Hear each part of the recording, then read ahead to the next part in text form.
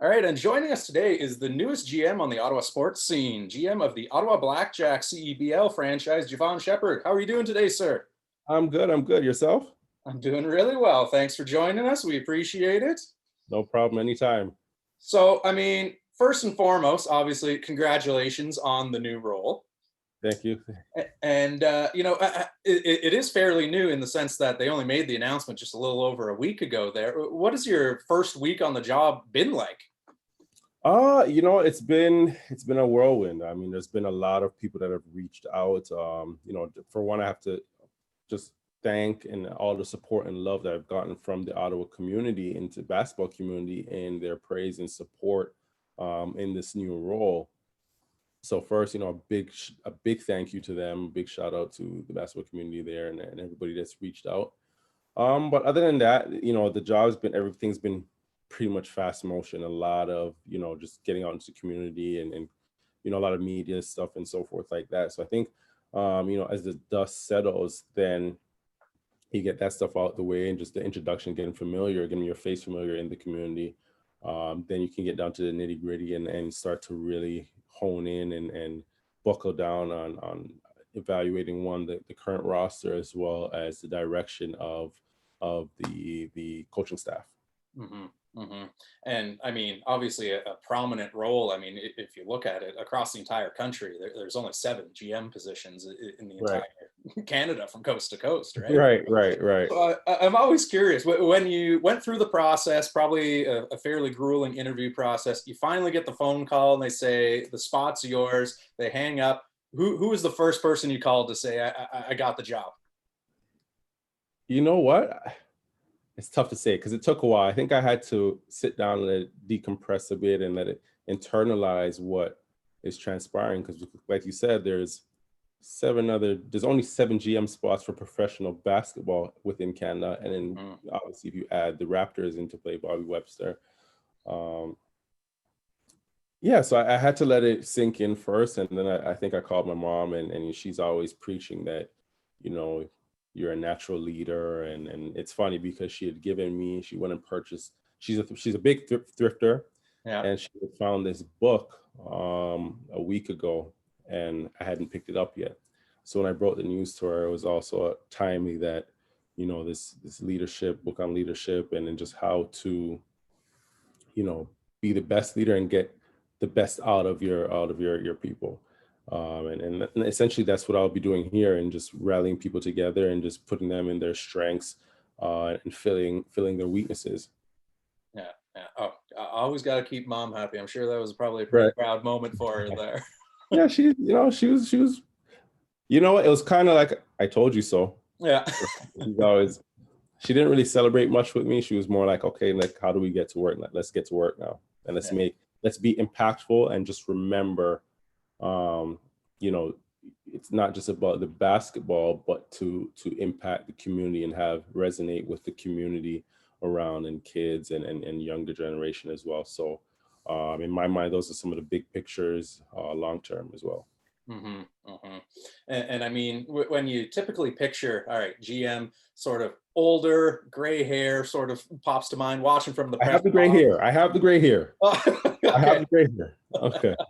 But I mean, you're in reality, you're not even that far removed from a playing career yourself. So, what has that transition been like from going from on the court to now learning all the behind the scenes stuff and sort of getting that sort of learn on the fly mentality I think, there? just to obviously address the elephant in the room when you're thinking of a GM role and like you said, you mentioned you envision somebody a little older, a little quote unquote more mature experience. But I think oftentimes, when we look at those roles, we forget that somebody like myself or a player has the other side that most don't really take into account. That's the experiences. I've lived it. hmm I've been, professional, I've been captain, so I've been in leadership roles. I've and had to be successful, had to perform, had to put out, make sure there's a good product and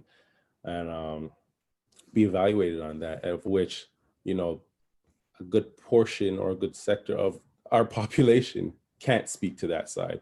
hmm So yeah, to address that, I think that takes care of that. So and everything else is like anything else in life is learned. So You know, from a player standpoint, you've been through it, negotiating contracts, your own contracts, dealing with different personalities, different characters, different coaching. I think so now when you have that knowledge base, that foundation, it's easier to assess and sort of dictate what you want or what you want to see in terms of your own team. And I mean, you just sort of addressed it there. Having been a professional yourself there and having gotten the opportunity to play in a couple different leagues, whether it's here or overseas or wherever, Mhm. you've been exposed to quite a few different teams and cultures and organizations and all of that. So, I mean, in your opinion, what are some of the ingredients that go into making a strong team culture, and how do you plan to bring those to the Ottawa basketball scene? I think for one is just having a philosophy that your players, your executive board, front office, your coaches all buy into, and takes precedence even over the talent level that you bring in, because once you have chemistry, that sets the tone for everything. So I think for me the biggest thing is open communication, transparency, and from a coaching standpoint, being relatable to the players and vice versa. That way it's not a dictatorship, but like a perfect marriage, a union, in the sense that we balance each other out. We Mhm. balance each other out and understand how to have a common goal together. And again, as a coach, you're seeing things on the side that a player may not see, and as a player, you're on the court seeing things that uh, the coach may not see. And as a GM, you're in the box, up in the boxes, seeing things that both may not see, right? So, and it's hard to assess that in real time as well. So everybody has to be able to put their minds together and understand the direction of where we want to go. So, yeah, I think for me, the biggest thing is communication, transparency, and just allowing your staff and players to be vulnerable, but also putting them in a position to utilize their strengths. And I always mention the San Antonio Spurs, because if you look at them, they obviously, this is the first time they've missed the playoffs I believe it's since 1997. I think gas was 86 cents, 40 cents at that time. So, but when you look across the NBA in that family tree, that Greg Popovich family tree, front office is full, assistant coaches are full, head coaches are full, and that's what culture is. Culture isn't just winning a championship; it's allowing your individuals to be successful as well. hmm hmm And I mean, obviously, especially with the Blackjacks being a new franchise, there was already going to be quite a few sort of balls in the air. But going into season two, new GM, new head coach, so even more changes on that front there. What's sort of your timeline for getting that new head coach in position, and what are some of the qualities you're looking for in that successful candidate? I think one, we have patience. We have, the luxury of time on our side. The season doesn't Mhm. necessarily start until later on in the summer. And even that's up in the air as to when exactly, because nobody has a crystal ball, and the climate of the world right now, it's hard to really determine. In my perfect world, I'd love to have a coach in place sooner than later. That way, again, you can start to build your staff and everybody gets familiar with each other and understands, what expectations are, what their strengths, what their weaknesses, philosophies, and everybody knows each other, so that when we hit the court, everybody can be held accountable. And last year it was sort of a bubble format with the summer series for the CEBL there, and you already addressed the elephant in the room that no one has any idea what's going to happen 2 weeks from now, let alone 2 months or whatever from now, right? Mhm. But what is the sense around the league right now in terms of what they're sort of planning for and what the vision for the season is? Is it going to probably be another bubble format, or are they holding out hope that they can actually have teams play on their home courts this year?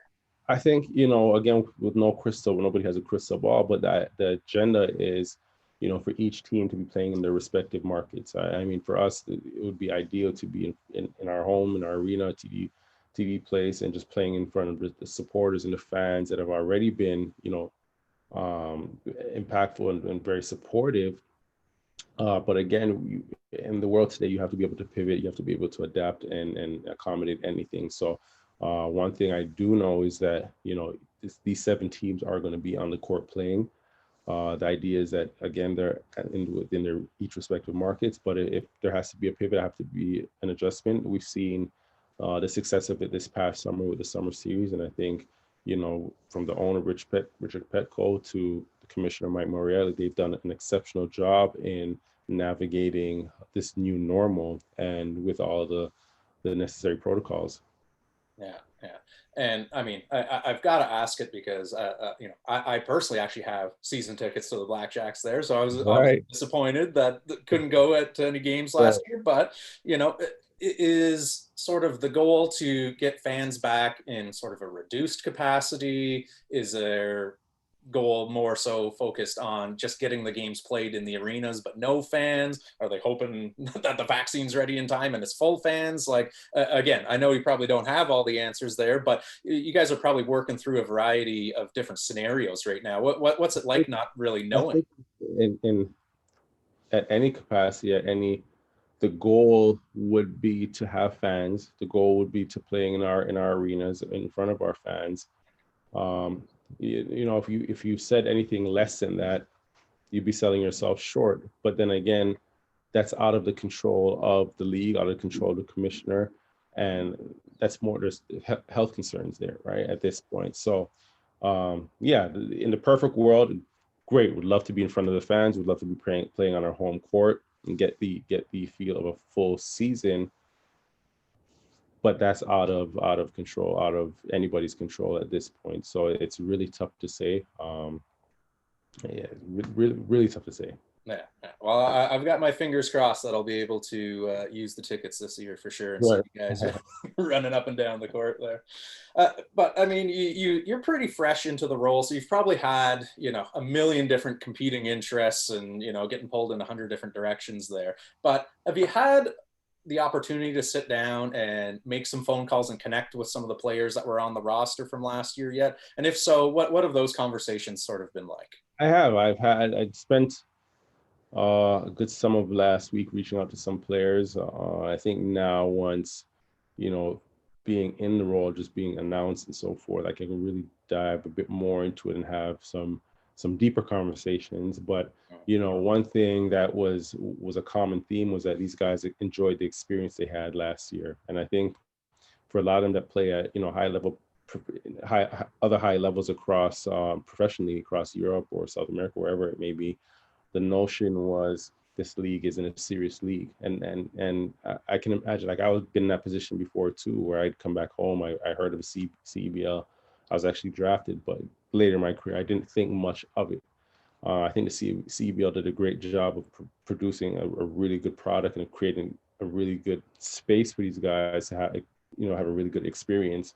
And that's been the common theme. So there's a lot of variables there for guys that would potentially want to return or not. It's, the season. Are their seasons abroad gonna extend? That would make it tougher. Or are they gonna, be up to it depending on where the direction of this season of this league goes? There's just so many variables. So I know the next question there would be, you know, are we going to retain any of those players? And it's really hard to say because there's so many variables in terms of their seasons. Again, some of the leagues are shut down, some leagues are postponing, and so forth. But they spoke very highly about the league, spoke very highly about their experience with the Blackjacks. So again, it's just really now the goal is to build on that. Yeah, yeah. And I mean, to the casual fan who might not be sort of familiar with the actual intricacies of the CEBL there, what do contracts look like for the players? Because obviously they are, sort of getting loaned out to other teams and having other leagues that they're participating in there. Are players on sort of one season contracts where it's season to season? Are any of them, maybe some of the recent draft choices, are they on longer term deals? How does it actually look like from a contract standpoint? Right now, they're on season to season Okay. contracts, right? So and then obviously some guys are restricted to their respective teams for up until a certain point. And then other teams they're free agent, other teams within the league can have a stab at them, but ideally majority of the guys are 1 year contracts and retainable by their respective teams first until I believe it is March. Yeah. So again, assuming that let's just say stars align, everyone's available. They all say, "Hey, we're coming back," and you've got a fairly similar roster to last year. There, what are some of the things that you liked about this roster last year? Some strengths that you noticed when you were watching some film from last year's team? I think they were talented guys, man. It was really talented guys. Phil and Tommy were guys that I played with on the national team. Johnny's a big talent from the area. Had a really good career at University of Ottawa, and he's had an exceptional professional career. So then you have Olivier Hanlon, that's a guy, obviously been drafted. He a second round pick, I believe it was, and he's having a really good professional career across in Europe as well. So when you have that type of talent on a team, your ceiling, especially playing in a league like this, is yay high, right? Kyle Landry was, he's an older guy that I played with again myself, really good rebounder, can finish around the basket. I think he was a surprise for them, given that he was a late addition, and his minutes played were extremely impactful. Shaquille Keith, a lot of guys. I mean, this team was the only concern I would have had with them is maybe just the depth. But as far as talent, I think they were one of the premier teams in the league as far as talent's concerned. And I mean, again, a bit of a weird offseason there. And, 2021, it's going to be your first draft as a GM for, the CEBL. And talk about a baptism by fire, right? You've got COVID, you've got leagues shutting down, there's no U Sports season, curveballs left, right, and center here. So, number one, is the goal for the league still to hold, the draft in late March like they had the last couple of years, or are they considering postponing it? And then the follow-up question being, what are you guys doing to try and prepare and, try and find some of the prospects when a lot of these leagues aren't even happening right now?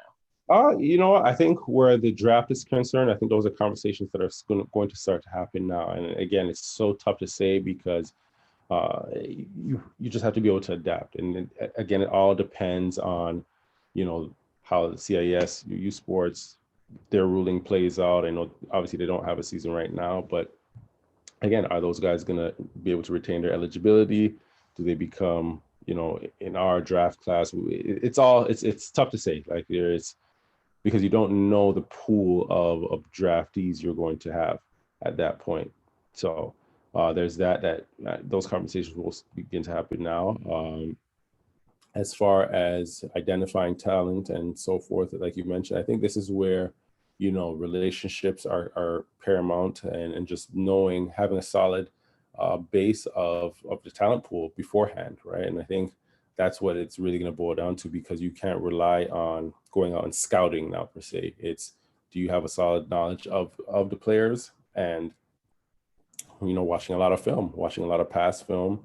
And, in some cases, you're going to have to go and see players for wherever they are, and just, watch a workout or two, put them through a workout or two, just to see, where they're at. And we follow you guys on social media and all of that, and one of the big things that I've noticed, at least over the last week, has been you are really putting a commitment to community and building that fan experience and giving back to the Ottawa area and all that out there into the world. Now, obviously, you're going to be limited by some of that based on what the province tells you can and can't do health-wise. Right. But right. I mean, in a perfect world, what are some of the things that you would love to see happen off the court this season? Okay, so let's say this. I've played in Europe. I've played at University of Michigan. And I think that's, where I get the community philosophy and ideology from, is I've seen how inclusive it can be when we're going to our games or football games, and there's tailgates all the way to the game. And you're in Europe and there's rivalries between, two cities and so forth. It's very community oriented. And that's the long-term vision I have, is that, these games, our season is in the summer, right? We should be able to, kids, families outside, barbecues, tailgates before the games, and it should be a fun, enjoyable experience. And then, outside of that, the hope is to, again, obviously this is all dependent on, where things go and health wise, but, camps for the younger generation, so that they can see that, professional players aren't just mythical characters. These guys are from your community. They're within arm's reach. And just even for myself, there's going to be a lot of, some kids that I've spoke to as well from the area. And not just kids, grown men and women alike, that aspire to be coaches, aspire to be front office members and so forth. And I think, ideally for us, we want our doors to be open. We want our doors to be open. Obviously, when it comes to practices, you can't just have anybody in for obvious reasons, but there's going to be times where, we want to share this experience with the community, and because we want to motivate, we want to inspire as well. And that for me is a big part of, creating culture, creating success, and that takes precedence. Yeah. Yeah. And, assuming fans can come back this year, and knock on wood that they can, what kind of an in-game experience are you hoping to deliver to the fans? What could they expect when they show up to a Blackjacks game?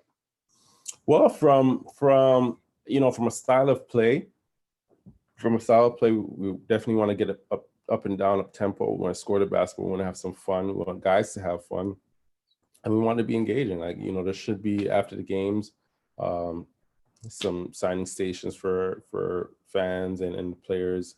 And I think, again, the goal, when you step on the court and you toss that ball up, the goal is to win. Mm-hmm. After that, we need to win with the community. We need to win with the fans, and we need to support them just as much as they support us for that time being. It's a short window.